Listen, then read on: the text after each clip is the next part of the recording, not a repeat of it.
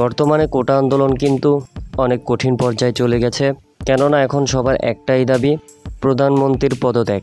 এই দাবিতে এখন পর্যন্ত অনেকজনের প্রাণ গিয়েছে, তারপরেও ছাত্ররা থেমে নেই। এখন শুধু ছাত্রদের মধ্যেই নেই, কেননা অভিনেত্রী থেকে শুরু করে অভিভাবকরা শুরু করে দেশের প্রায় সকল মানুষই এখন একটাই দাবি করছে, যেন খুব শীঘ্রই শেখ হাসিনা পদত্যাগ করে। এরই ধারাবাহিকতায় আজ ছাত্ররা লং মার্চের প্রস্তুতি নিয়েছে। ঢাকা পর্যন্ত সবাই ঘেরাও করার জন্য আহ্বান জানিয়েছে ছাত্ররা। এখন ছাত্রদের মাঝে কিন্তু সেনাবাহিনী রয়েছে, কেননা আমরা কালকেও দেখেছি সেনাবাহিনী কিন্তু ছাত্রদের প্রচুর হেল্প করেছে, তাদের পাশে থেকেছে।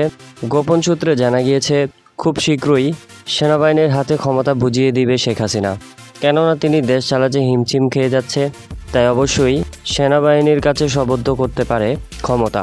সেনাবাহিনীও দেশের ক্ষমতা নিতে ইচ্ছুক। তো ভিউয়ার, এই নিউজটি জেনে আপনাদের কেমন লাগলো অবশ্যই কমেন্ট করে জানাবেন। ধন্যবাদ।